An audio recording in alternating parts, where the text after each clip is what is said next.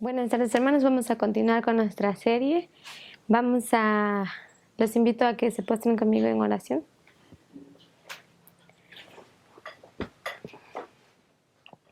Oremos. Padre bendito que moras en lo alto del cielo, Señor, una vez más estamos agradecidos, Señor, por este maravilloso mensaje que tú nos has permitido impartir, Señor, al cual tú nos has llamado a dar, Señor. Pedimos, por favor, que tú bendigas a los hermanos que están aquí presentes y a los que están, Señor, asistiendo a los videos, que tú puedas bendecirlos y darles el entendimiento que ellos necesitan también, Señor. Dale la preparación y ayúdanos a entender estos temas que son de vital importancia. Ayúdanos a ser y aprender a ser como Pablo, como él era, saber ser sabios en nuestra manera de responder y nuestra manera de acercarnos a los textos, Señor. En nombre de Jesús te pedimos de corazón que tú estés con nosotros en este estudio. Amén.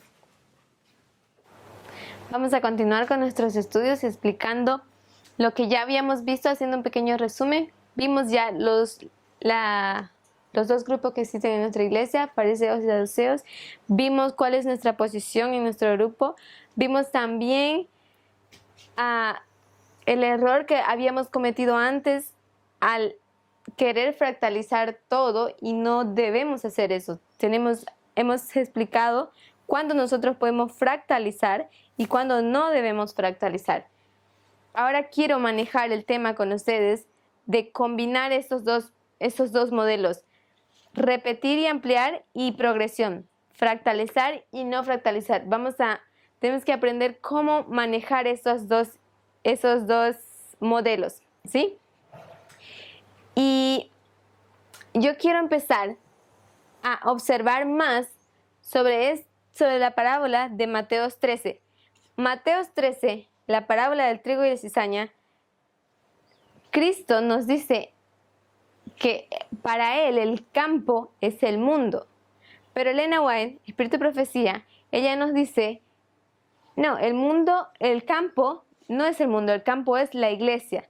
Lo que ella está haciendo aquí, en esa declaración, esa afirmación que ella hace, en esa cita, ella está haciendo una aplicación en una escala menor, ella está fractalizando algo, ¿sí?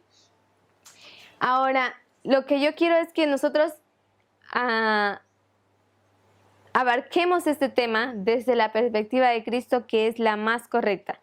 No digo que Elena White está errada, pero ella toma una aplicación diferente, ella simplemente hace una aplicación diferente. Nosotros vamos a tratar de entender.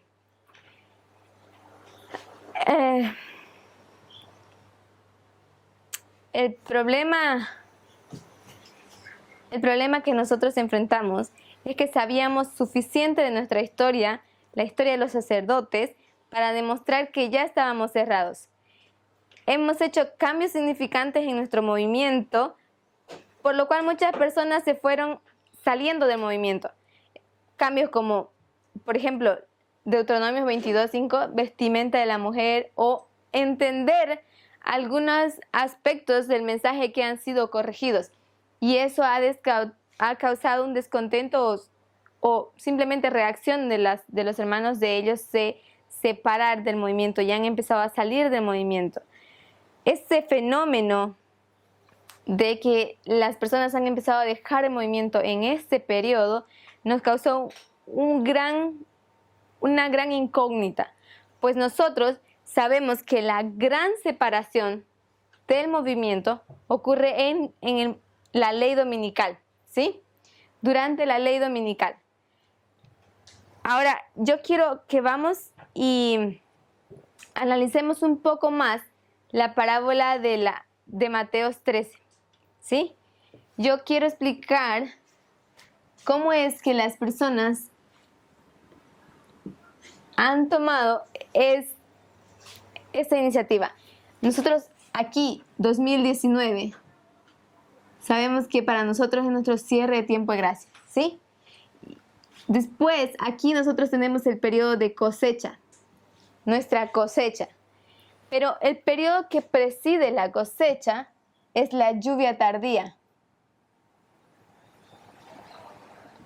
¿Ok? Y esto para nosotros empezó el 2014, ¿sí? En el 2014. En 2014 fue hecho el llamado para salir de Egipto, se puede decir. Es el éxodo, nuestro éxodo. Tenemos que salir. ¿Salir de dónde? Esa es una pregunta que quiero dejar para ustedes pendiente. Pero ese es nuestro éxodo, perdón.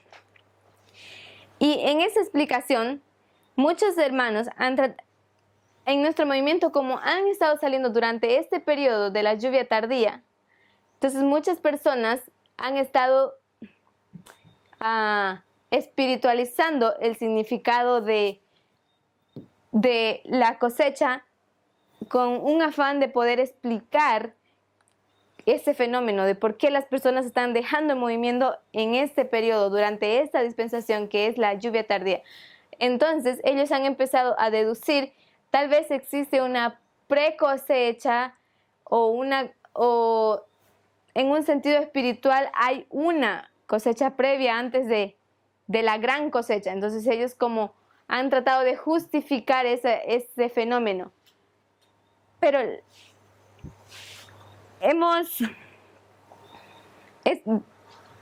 podemos decir, eso nos lleva a la conclusión que estas personas que están saliendo no pueden ser explicadas por la parábola de Mateo 13, por la parábola del trigo y la cizaña. Necesitamos otro modelo que nos haga entender esta situación. Pero mi pregunta sigue siendo, ¿qué pasa con la parábola de Mateo 13? Simplemente porque esa parábola no puede explicar lo que acontece con ese fenómeno de que las personas han estado saliendo en movimiento, no es un motivo para nosotros tratar de ignorar la parábola o cambiar su significado, mover los hitos. Entonces, yo los invito a leer en Deseado de toda la gente, página 554, párrafo 4. ¿Okay? Les voy a poner aquí. Deseado de toda la gente, página 554, párrafo 4. Dice así: hemos estado hablando de los fariseos y saduceos y algo de información sobre su relación entre esos dos grupos. Vamos a ver qué nos dice Espíritu y Profecía. Dice así: cuando los fariseos oyeron la respuesta de Cristo, se maravillaron y dejándole se fueron. Habían reprendido su hipocresía y presunción y al hacerlo habían expuesto un gran principio, un principio que define claramente los límites que tiene el hombre para con el gobierno civil y su deber para con Dios. En muchos intelectos quedó decidida una cuestión que los había estado afligiendo. Desde entonces se fueron desconformes. Vieron que el principio básico de la cuestión había sido presentada claramente y se asombraron del discernimiento previsor de Cristo. Dice así. Entonces, ¿qué acontece aquí? Había una diferencia entre los fariseos y entre los saduceos. Los fariseos, ellos eran fieles, o se puede decir, ellos eran genuinos en cuanto a los ritos, las tradiciones y las costumbres. Ellos, por ejemplo, agarraban el sobre de dinero, la bolsa de dinero. Ellos eran fieles, por ejemplo, en el hecho de ofrendar, dar ofrendas. Y ellos lo que agarraban era el bolsa de dinero, mostraban a la gente el dinero que ellos tenían de tal manera. Ellos entonces daban 12 vueltas con el dinero para exhibir y ellos tiraban el monedero sobre la bandeja para recibir las ofrendas, de manera que sea tan ruidoso, que las monedas hagan tanto ruido para que el pueblo más o menos calcule lo generoso que ellos eran, ¿sí? Entonces, ese tipo de ceremonias, ese tipo de ritos que practicaban los fariseos era realmente un desagrado para los saduceos. Ellos decían, eso es desagradable, eso no es genuino, eso es falso. Pero había una situación entre ellos. Ellos decían, ellos decían, ¿por qué ustedes hacen de esa manera? ¿Por qué tienen que exhibir lo que ustedes hacen? ¿Para qué?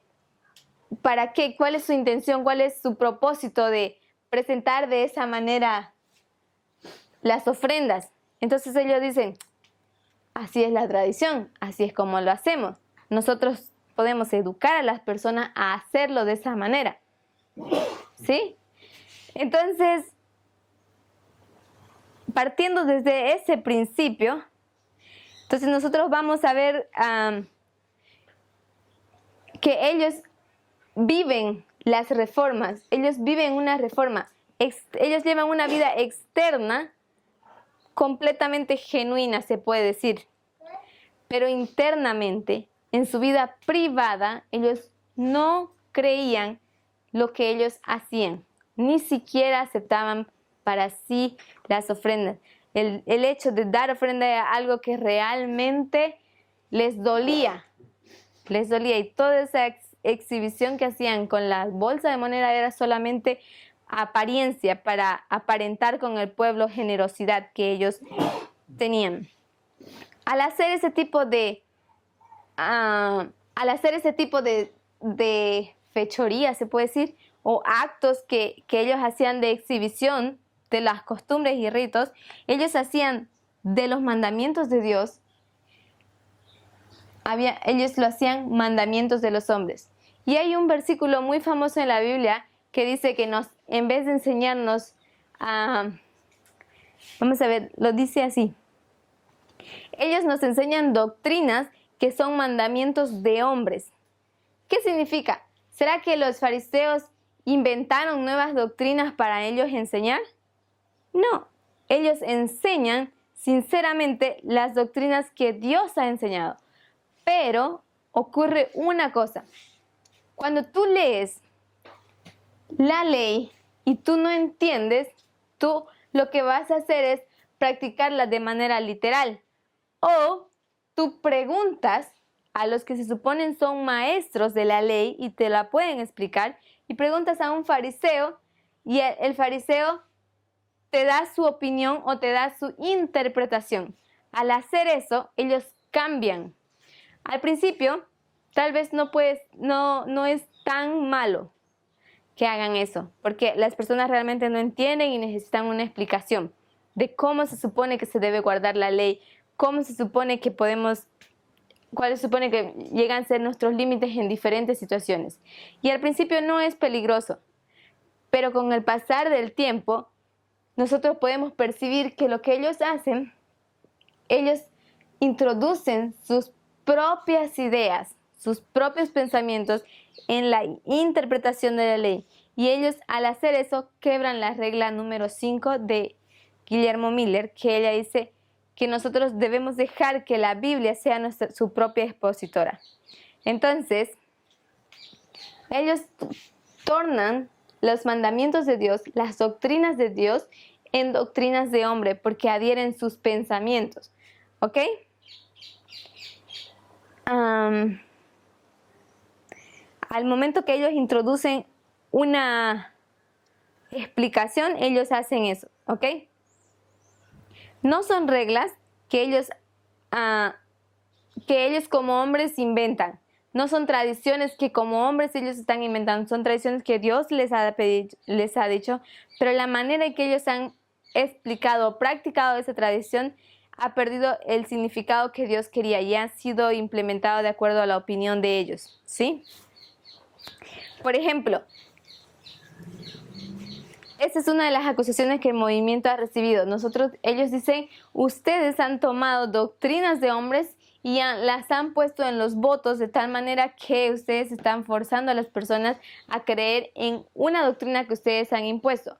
Un ejemplo, por ejemplo, no comer carne. Ellos dicen, para mí, si yo leo Espíritu y Profecía, eso queda claro. Elena White explica por qué no es bueno comer carne y por qué no deberíamos comer carne.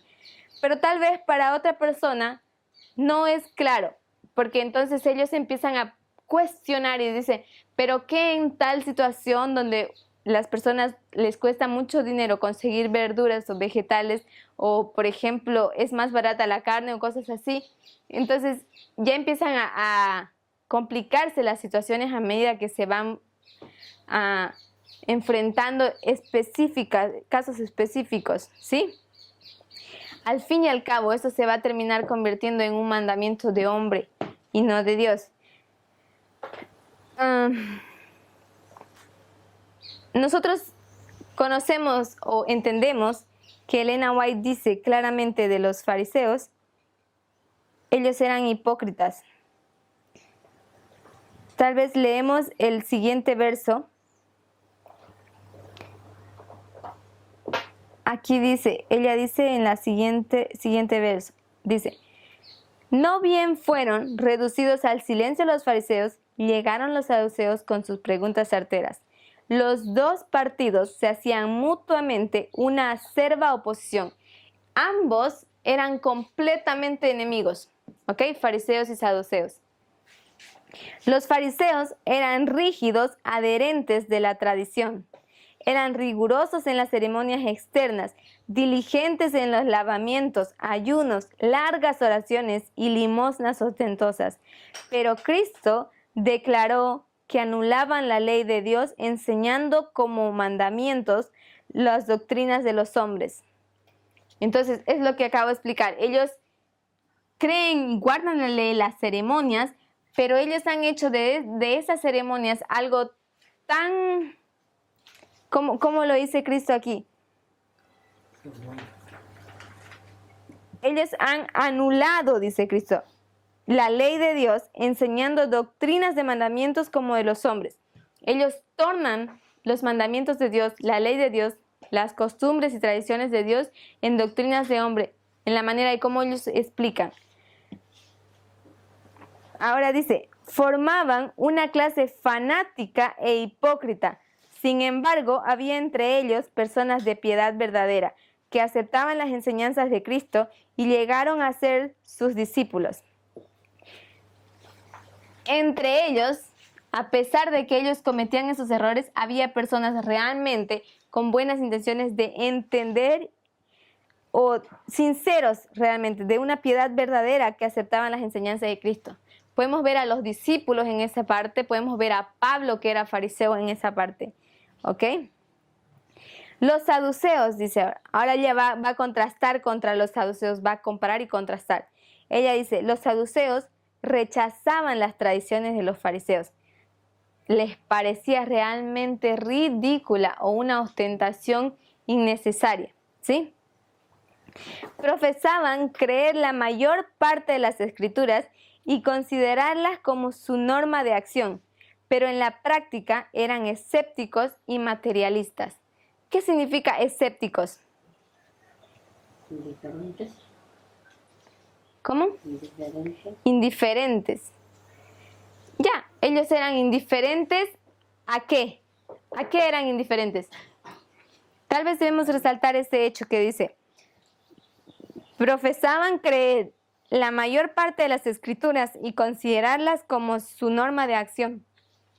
Ellos profesan creer en las escrituras y ellos dicen, son nuestra norma de vida. ¿Suena parecido a qué?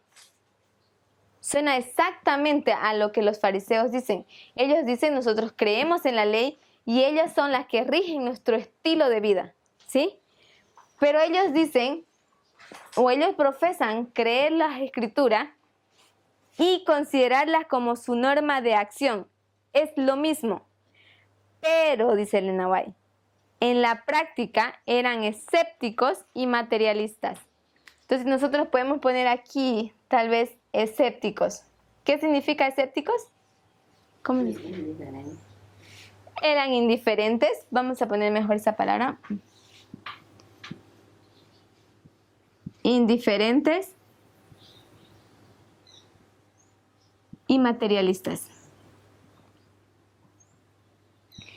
¿Qué significa indiferentes? Ellos no practicaban lo que ellos decían creer. Los saduceos, dice en el siguiente párrafo, dice, los saduceos negaban la existencia de los ángeles, la resurrección de los muertos y la doctrina de una vida futura con sus recompensas y castigos. Ellos a esa doctrina, la resurrección de los muertos, que está escrita en las Escrituras, que los fariseos creen, ellos eran indiferentes.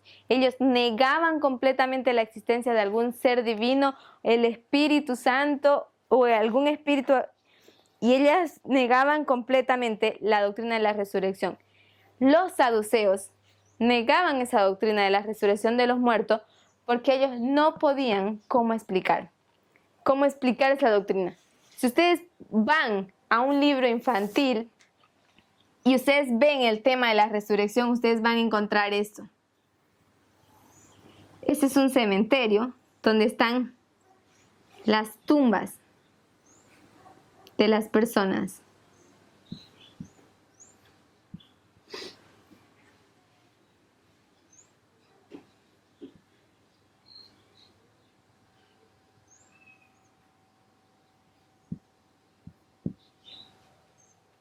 No sé cuál es el perfil correcto.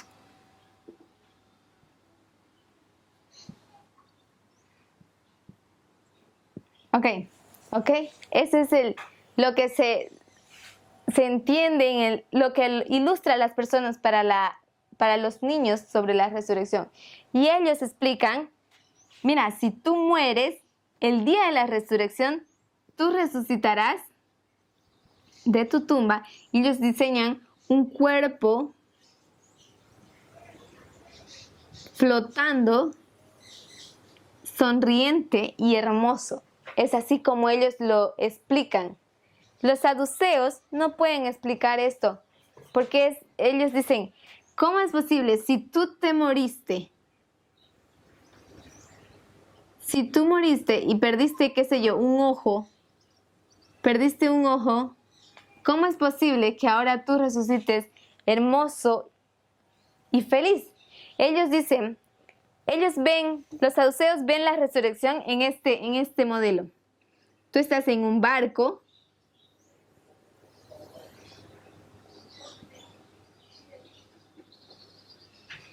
Tú estás en un barco y de repente tú saltas al agua. Y en el agua lo que te espera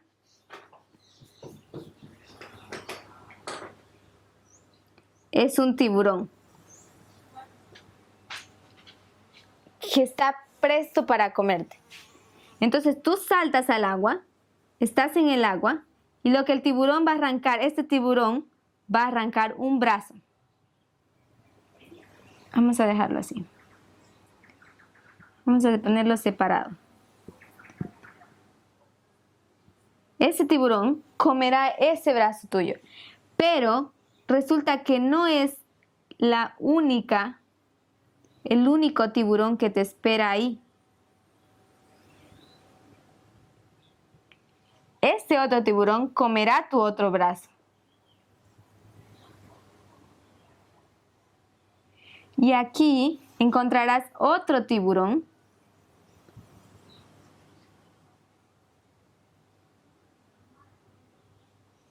que comerá toda esta parte. ¿Ok? Entonces, ¿qué acontece? Esa es la manera como los saduceos ven la resurrección. Ellos dicen, ¿qué pasa? Ese tiburón come un lado, ese tiburón come otro lado y ese tiburón come otra parte de tu cuerpo. Entonces, ellos explican, obviamente, porque cuando tú mueres hay diferentes lugares donde tú vas. Y la Iglesia Católica también tiene ese concepto. Al purgatorio, no sé, limbo, no sé qué otros lugares más. No tengo presente ahora. Entonces ellos dicen, ¿qué pasa si Dios en algún momento pierde una de tus moléculas? Nosotros decimos, si vas al cementerio y te entierran un cuerpo completo, ¿tú te conviertes en qué? Te conviertes en comida para gusanos, ¿sí? Pero ¿qué pasa con esas personas que deciden después de su muerte ser incineradas y su y sus cenizas ser echadas al mar o a algún otro lugar. Esas personas, ¿cómo Dios va a reunir cada pedazo de polvo, cada partícula de ti? Entonces ellos dicen, si tú no tienes una de tus partículas, tú no eres un ser completo. Y si tú no eres un ser completo, tú no puedes resucitar. Entonces ellos simplemente no pueden explicar el tema de la resurrección. Pero quien sí puede explicar el tema de la resurrección son los fariseos. Ellos dicen, tú resucitarás y tú recibirás un cuerpo nuevo, hermoso y restaurado, completamente nuevo. ¿Ok? Entonces, en esa parte, en ese aspecto, ellos eran indiferentes. Pero había otra característica más de los saduceos, era que ellos eran materialistas. ¿Qué nos dice materialista? Que ellos eran codiciosos, tiene que ver con dinero, ¿sí? Déjenme borrar esto. Que ellos eran codiciosos. Lo que los fariseos decían, nosotros, después de muertos, aún continuaremos viviendo en la tierra prometida, la recompensa que ellos esperan después de la resurrección. Ellos dicen, no hay resurrección, por lo tanto, debemos vivir bien en la tierra. Entonces ellos se vuelven codiciosos, son codiciosos. Y al hacerse codiciosos, eso nos lleva al conflicto entre el cielo y la tierra. Del gran problema de Satanás era que él codiciaba el trono, tener el trono semejante al de Cristo o más alto aún que el de Cristo, ¿sí? Entonces, si nosotros vamos, por ejemplo, a esta historia, la historia de los 490 años y la historia de 1810, ¿qué historia es esa? ¿Qué historia es esa? Esta es la historia del Evangelio pasando de la iglesia al mundo. Es cuando el mensaje del Evangelio es dado al mundo. Esa es la historia. Nosotros podemos borrar esto y simplemente decir iglesia y mundo. ¿Ok? Es cuando el mensaje profético, el Evangelio eterno va a pasar de la iglesia al mundo, ¿sí? Esta también es la historia, por ejemplo, del diagrama de 1850, ¿sí? Ese es 1850, cuando nosotros tenemos el diagrama de los 2520, ¿sí? Es el mismo mensaje que es pasado de la iglesia al mundo. Mismo mensaje, ¿ok? Entonces, en 1850, cuando nosotros entendimos el mensaje de los 2520, ¿cuál era el mensaje que nosotros teníamos? El mensaje que nosotros teníamos era ¿cuál? ¿No qué? Vamos a poner 1798 aquí. La historia de los mileristas. ¿Qué mensaje llegó con los 2520? El mensaje de no evangelismo público.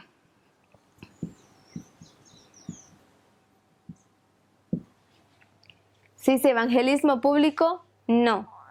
Pero ese mensaje llega con un mensaje de advertencia. ¿Cuál mensaje? ¿Qué mensaje llegaba con ellos? ¿Cuál era el mensaje?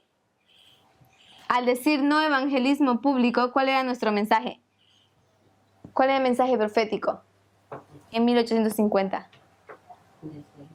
Cristo viene. Ese mismo mensaje. ¿Sí?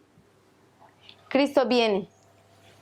Ese mensaje, Cristo viene, bendición, todo el mundo espera que Cristo venga, pero ese mensaje viene con una advertencia. ¿Qué advertencia? ¿Qué mensaje era ¿Cuál era el mensaje de advertencia? El mensaje del tercer ángel, ¿sí? Ese mismo mensaje. Ahora, si nosotros vamos a la historia de 1798, nosotros aquí vemos ¿qué? Un mensaje de evangelismo. ¿Sí? 1798 empieza el mensaje de evangelismo. Guillermo Miller, llega un mensaje profético. ¿Qué mensaje profético llega aquí?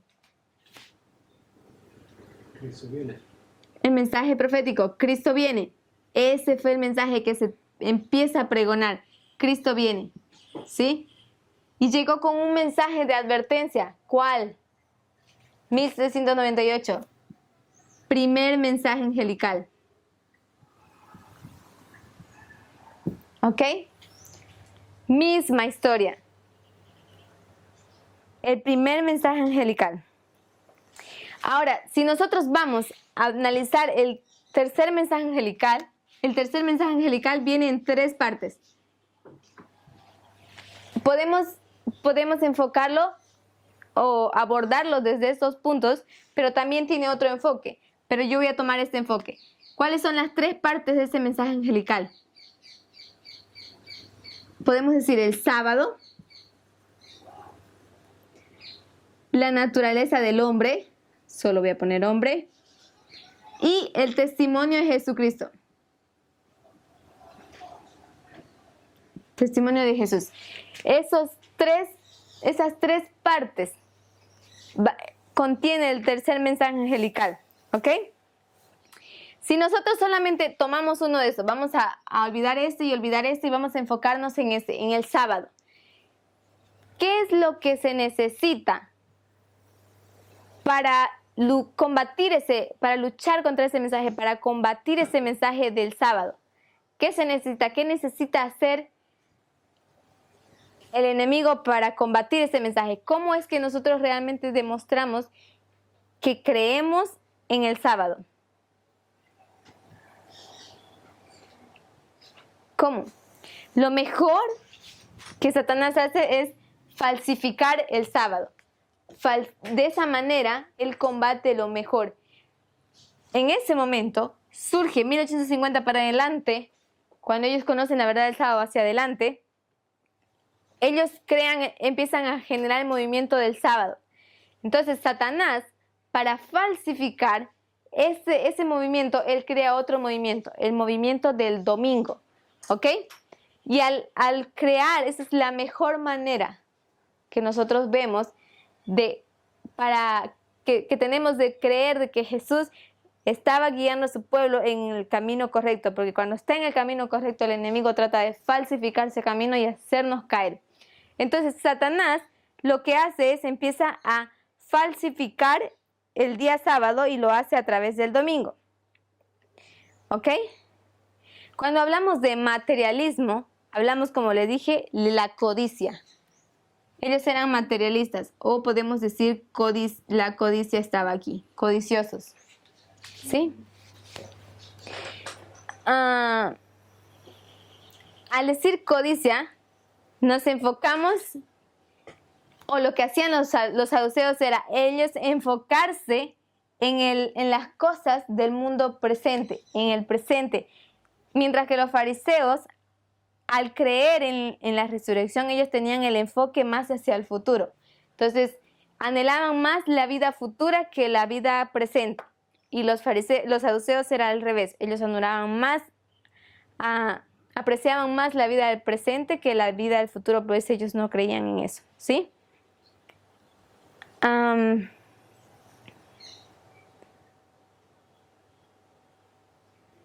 Ok. Cuando nosotros decimos que ahora teníamos que salir de un estado, ¿ok? A ver, déjenme mirar. Ahora estamos en una misma situación. Nosotros no tenemos fe en el futuro, necesitamos cuidarnos por nosotros mismos y necesitamos cuidar a nuestros hijos y nuestra casa y generar un plan para asegurarnos el futuro. ¿Qué van a estudiar? ¿Dónde van a vivir? Entonces empezamos a tornarnos materialistas de la misma manera. Entonces nosotros empezamos a entrar en una condición laodiceana. ¿Todo por qué? Porque sabemos que Cristo viene, como los saduceos, como los fariseos, pero no sabemos cuándo. Entonces, el tiempo que vamos a esperar tampoco lo sabemos. Entonces, eso nos empieza a tornar personas materialistas. Y empezamos a tornarnos, las personas que creíamos que eran buenas, empiezan a tornar malas. Y las personas que creíamos malas, entonces empiezan a parecernos ahora buenas. ¿Por qué? Porque no tienen esa perspectiva materialista. ¿Ok? Codicia había entre ellos.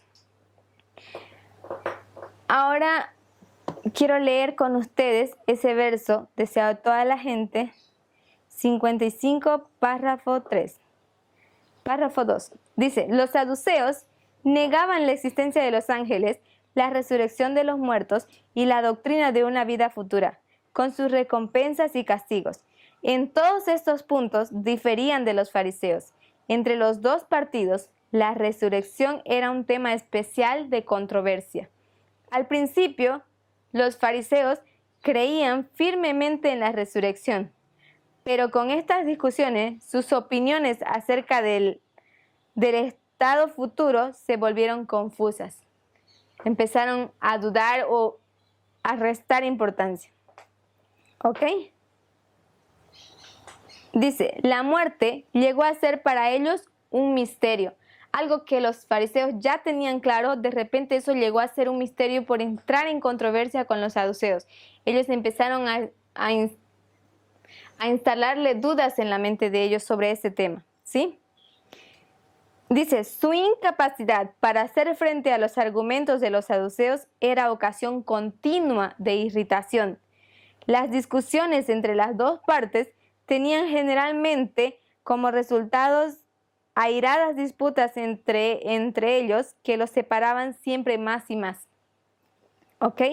Los saduceos eran mucho menos numerosos que sus oponentes y no tenían mucho dominio sobre el pueblo común, pero muchos de ellos eran ricos y ejercían la influencia que imparte las riquezas. Entonces, los saduceos, ellos no tenían influencia sobre la gente pobre, más tenían los fariseos. ¿Ok? Pero ellos tenían dinero, eran ricos y todo lo que ellos querían lo podían comprar pagando. ¿Ok? Dice, en sus filas figuraba la mayor parte de los sacerdotes y entre ellos se elegía generalmente al sumo sacerdote. Pero esto se hacía, sin embargo, con la expresa estipulación de que no fuesen recalcadas sus opiniones escépticas, debido al número y la popularidad de los fariseos. Era necesario para los saduceos dar su aquiescencia externa a las doctrinas mientras ocupaban un cargo sacerdotal. Pero el hecho mismo de que eran elegibles para tales cargos daba influencia a sus errores. ¿Ok? El hecho de que entre ellos podía ser elegido el sumo sacerdote, eso daba influencia a que su perspectiva podía ser correcta, ¿sí? El hecho de que ellos dicen, hay algo que me llama mucho la atención. Dice,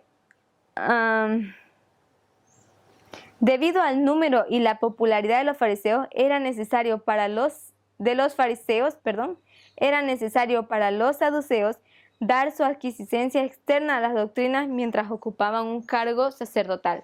Ellos podían aceptar lo que ellos decían, solamente externamente, aparentemente, pero en realidad ellos tenían grandes controversias, grandes diferencias doctrinales. Dice, los saduceos rechazaban la enseñanza de Jesús. Él estaba animado por un espíritu cuya manifestación en esta forma no querían reconocer, y su enseñanza acerca de Dios y de la vida futura contradecía sus teorías. Creían en Dios como único ser superior al hombre, pero arguían que una providencia directora y una previsión divina privarían al hombre del carácter del agente moral, libre, y degradarían a la posición de un esclavo, que era el mayor temor de los saduceos y fariseos también, en llegar a ser esclavos o pobres, digamos. La codicia estaba en ellos.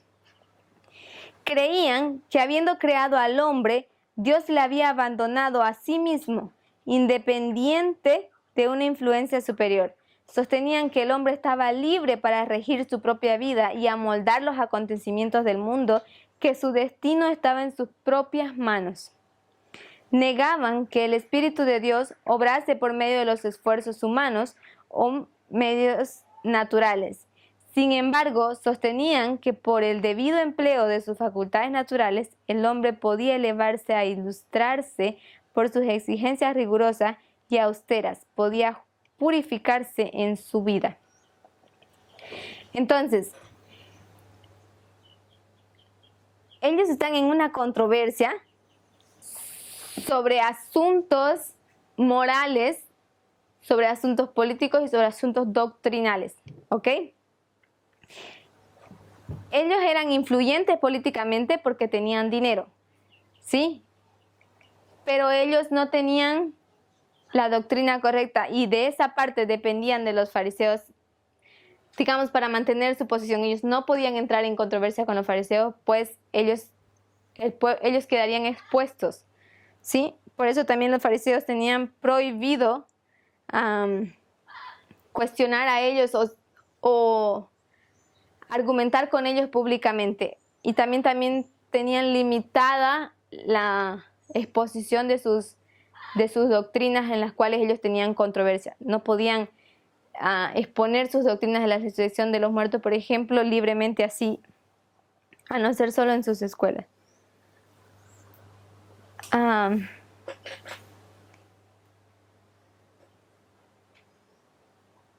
Entonces, yo quiero mostrar, tal vez en esta línea, voy a borrarla. Voy a borrar esto. Quiero que nosotros veamos esto. Quiero que entendamos, o quiero agregar algo a este pensamiento. Espero que hayan podido tomar esta historia y fractalizarla de esta manera. La historia que Cristo enseña es que los 144,000 son el mundo. Esta es la historia que Cristo nos enseña. Cristo dice, este es la segunda venida. O vamos a hacerlo así. Aquí tenemos el periodo de la cosecha. ¿Sí? Estos son el mundo. Y esto es Daniel 12:1. ¿Ok? Ese es el modelo que Cristo nos muestra.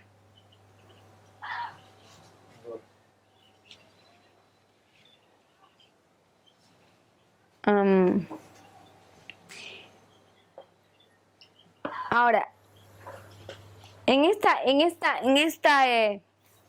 historia de la cosecha, nosotros podemos ver que esta es la historia de Apocalipsis 14:13.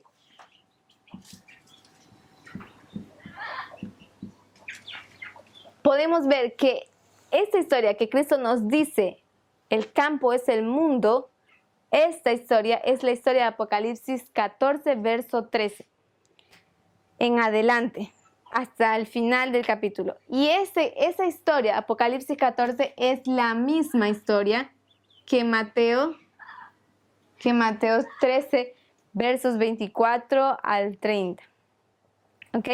Es una repetición y una ampliación la una de la otra, ¿sí? En esta historia, y esta es la historia, Apocalipsis 14, 13, igual o es la misma historia de Mateo 13. Esto es una repetición y una ampliación. Es la misma historia, ¿sí? En esta historia, esta es la historia que Elena White nos enseña. Ella dice, vamos a poner esta la historia como la de Cristo. Esta es la historia de Elena G. de White. Y ella dice, esta es la historia de la iglesia, no del mundo. Solo quiero que sepan que esa línea que Cristo dice que es el mundo es la línea de los 144,000, ¿sí? En esta historia, Elena White dice, la iglesia. Entonces, yo solo quiero mostrar lo siguiente. Cuando tú haces esto, no puedes usar los mismos hitos. Esto debería ser una clave para que cada uno entendamos esto. ¿Ok? No podemos usar los mismos hitos. Los hitos pueden estar aquí, pueden ser similares, pero no son los mismos. ¿Me dejo entender? Son similares, pueden ser muy parecidos, pero no son los mismos. ¿Ok? Elena White lo expresa de esta manera cuando ella cita la historia de Daniel 11. Ella dice cosas similares a esta. En el movimiento lo expresamos en una manera diferente. Y decimos que la historia se repite al pie de la letra y nos ponemos a nosotros mismos en una posición débil mentalmente. ¿Ok? Necesitamos entender cómo es que se repite al pie de la letra. No podemos expresar así tan abiertamente porque entonces nosotros entramos en una controversia. ¿Ok? O nos colocamos en un terreno muy peligroso, al borde de la línea. Como hace un par de años, más o menos, 2 o 3 años atrás, se hicieron declaraciones que en el movimiento tenemos a las 10 vírgenes. Muchos se burlaron de esas declaraciones, de nuestra perspectiva. Y ahora nosotros, en nuestra historia, en nuestra generación, vemos que lo mismo acontece con FFI ahora. Porque nosotros decimos, Elena White quiere mostrarnos que la parábola para el mundo es similar a la parábola de Cristo, pero no es la misma. Ella está mostrando un fractal de la gran línea. Cristo está mostrando la línea de los 144,000, la gran línea. Elena White está mostrando un fractal solamente de la iglesia. ¿Ok? Ella solo está mostrando el fractal de la iglesia. Todo parece muy similar, parece repetir, pero no es lo mismo. ¿Ok? Yo quiero que ustedes noten en esa historia que ya yo les mostré, lo voy a poner aquí. Esos son los 490 años y 1810. Dijimos que esta es la historia de la iglesia cuando el mensaje, el evangelio eterno pasa de la iglesia al mundo. ¿Sí? También habíamos dicho que esa era la historia de 1850, la misma historia. Tal vez me gustaría ponerlo aquí abajo. ¿Tienes el colador para colar? Ok. Ok. Y voy a separar esta historia de esta manera. ¿Sí? Y aquí yo voy a colocar la cosecha. ¿Me dejo entender? Vemos que es la cosecha. Si yo enumero los 5 hitos, nosotros vamos a tener 1, 2, 3, 4 y 5. Mirándola esta historia desde esa perspectiva, yo puedo decir el hito 2 y el hito 4 son iguales. 2 igual a 4, ¿sí? Pero ¿desde qué perspectiva sería esa? ¿De una perspectiva de fractal o una perspectiva de no fractal? Sería la perspectiva de fractalizar. Y es lo que Elena White está haciendo. Ella está fractalizando. Si yo fractalizo, 2 es igual a 4. Esto sería repetir y ampliar. ¿Ok? Repetir y ampliar. Ahora, si yo coloco este orden, esto mismo en ese orden, esto sería 1, 2, 3, este nuevamente sería 3, porque es el hito que se va a combinar, 4 y 5. Entonces, si yo uso esta perspectiva, yo digo que 2 y 4 son lo mismo y estoy repitiendo y ampliando, ¿sí? Pero si yo uso el modelo de no fractalizar, entonces lo que yo estoy diciendo es lo siguiente. 3, 2 y 4 son diferentes. Y esto sería, ¿qué modelo? El modelo de progresión, ¿sí? Dice 3, 2 y 4. No, perdón. Si yo combino estas dos líneas y vengo aquí, entonces estoy hablando de la línea 244.000, entonces ya no sería 2 igual a 4. Sería 2 diferente a 4, porque eso ya sería otra dispensación. Pero esto es cuando yo separo estos dos grupos. Cuando yo los separo y lo coloco uno debajo del otro, entonces estoy haciendo repetición y ampliación, estoy fractalizando, ¿sí? Cuando yo no los separo y los mantengo juntos, yo no puedo decir que 2 es igual a 4, porque nosotros sabemos que existe solo una gran separación, solo una cosecha en la línea de los 144.000, ¿ok? Y es la del final. Entonces, por eso pasa a ser diferente. Ahí yo quiero mostrar, hay dos maneras de entender los hitos.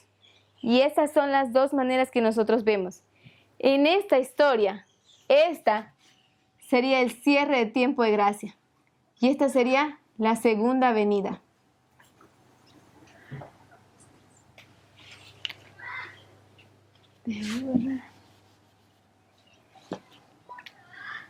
Esta sería la segunda venida, el hito 5. ¿Me dejo entender? Parecen iguales, pero no son iguales.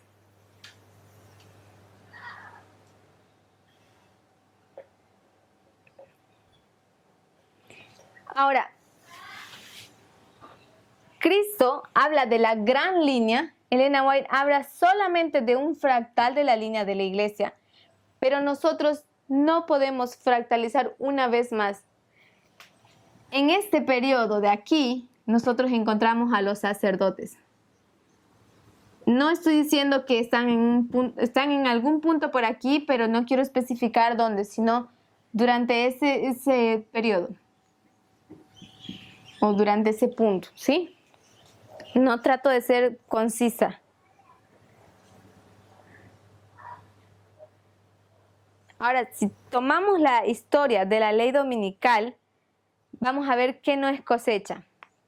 Es completamente otra dirección de la gran controversia en Daniel 11, verso 41.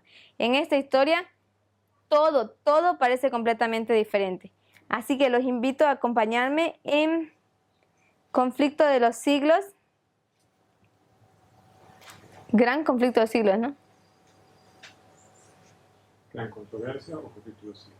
Ok, Conflicto de los siglos, página 593, párrafo 4. Ese es el capítulo 39. Y el capítulo se llama El mensaje final de Dios. Es el último mensaje, ¿ok? Conforme vayan ustedes acercándose a este texto, vamos a entender lo que Elena White está haciendo, o la historia de la ley dominical. Y ella dice así: conforme vayan acercándose la tempestad, muchos que profesaron creer en el mensaje del tercer ángel, pero que no fueron santificados por la obediencia a la verdad, abandonarán su fe e irán a engrosar las filas de la oposición. ¿Qué acontece? Dice, cuando se vaya acercando la tempestad. ¿Cuándo viene la tempestad entonces? ¿Dónde viene la tempestad? La lluvia tardía. Muy bien. Ok, vamos a hacer aquí otro modelo. En la lluvia tardía, cuando la tempestad, esta es la tempestad a la que se acercan. Dice, conforme vaya acercándose la tempestad, muchos que profesaron creer en el mensaje del tercer ángel, pero que no fueron santificados en la obediencia a la verdad, abandonarán su fe e irán a engrosar las filas de la oposición. ¿Dónde es que ellos se acercan a la tempestad? Nosotros podemos decir esto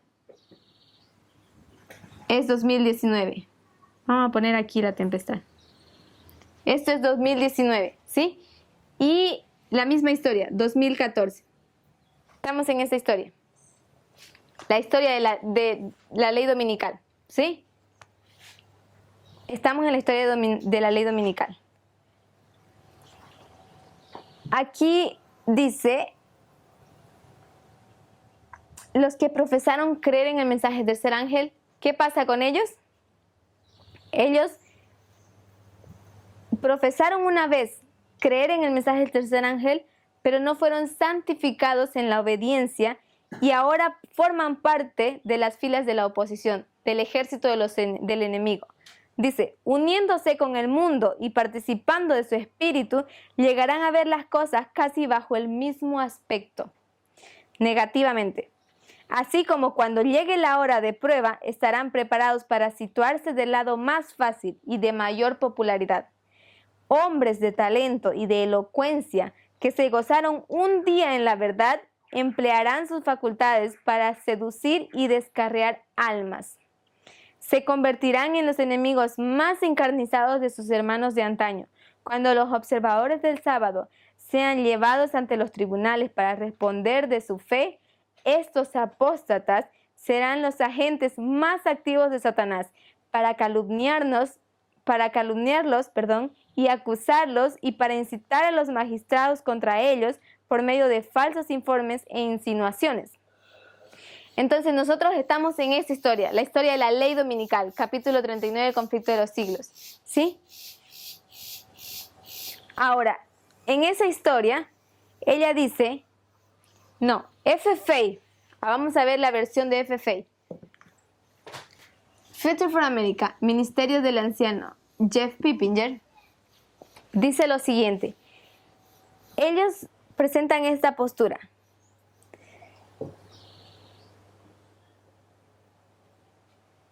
A ver, un momentito.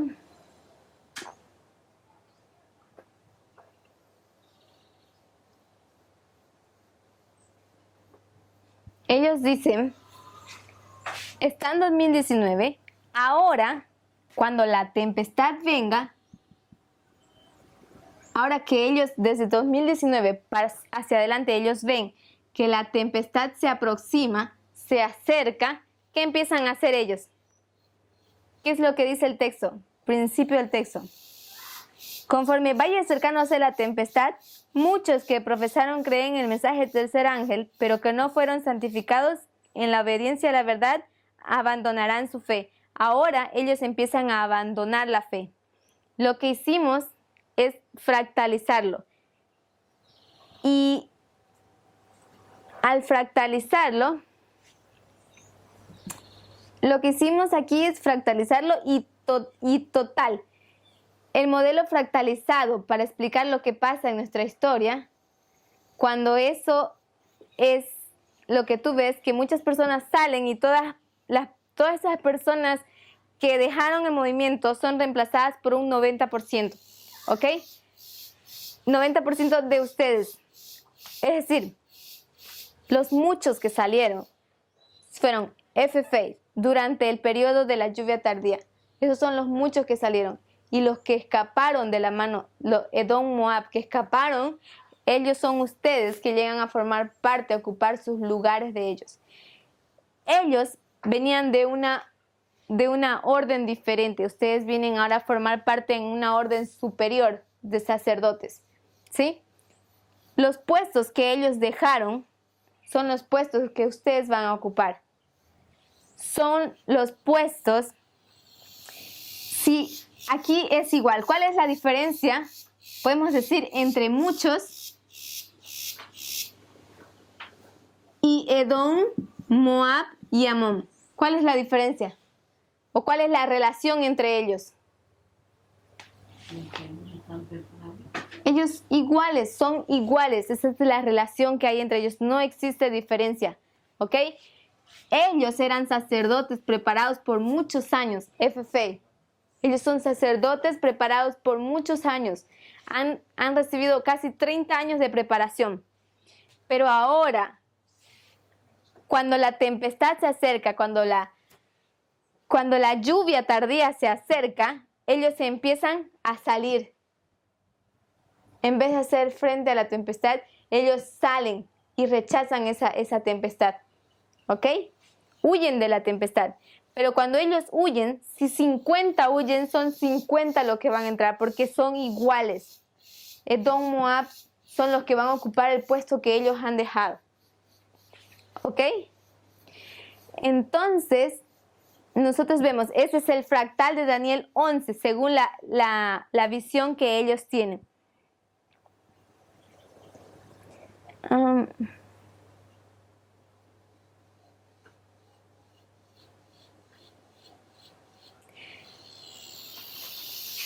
Los muchos en esta historia, ellos son FFA, Future for America Ministerio, y ellos son ustedes.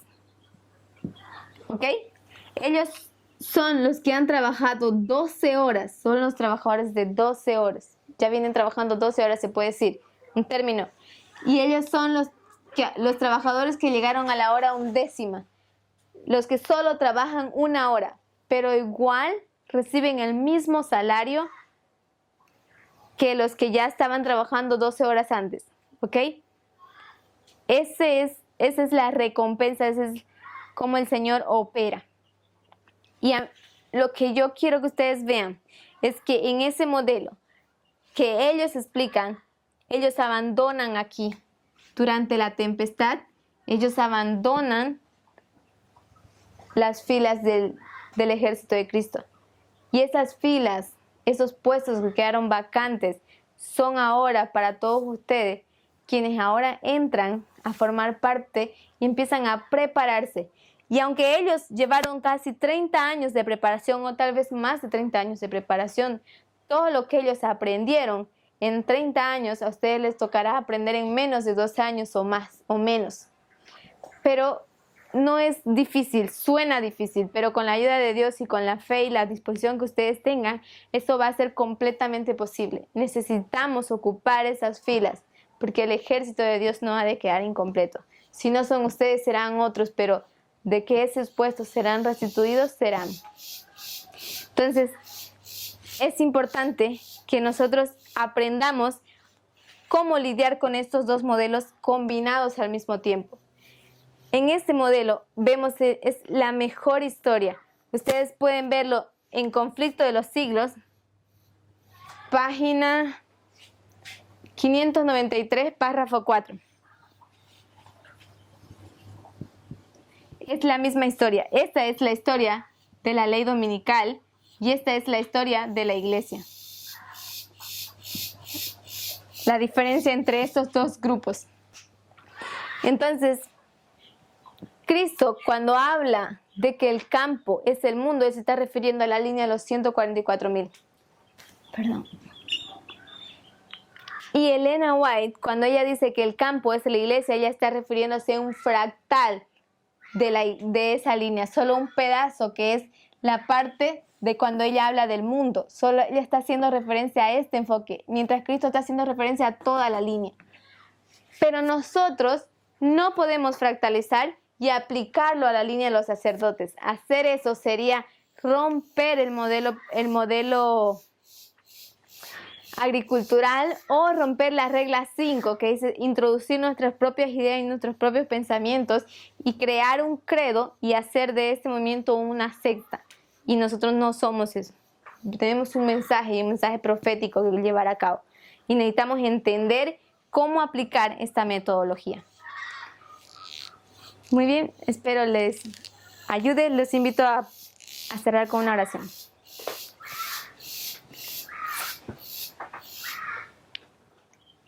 Amante buen Padre que moras en lo alto del cielo, Señor, queremos agradecerte por este maravilloso mensaje que tú has dejado para tu pueblo, Señor.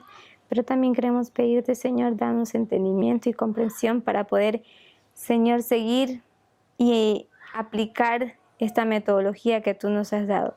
Que no podamos olvidar la progresión y la repetición y ampliación en nuestra manera de estudiar, Señor, para que así nosotros podamos comprender cuál es nuestro rol y cómo es que debemos ser dirigidos, Señor. Conduce, por favor, a todos los hermanos que están siguiendo estos videos, también a los hermanos que los están enseñando en diferentes partes del mundo y en diferentes idiomas, Señor. Sé tú con ellos, continúa bendiciéndolos en nombre de Jesús. Amén.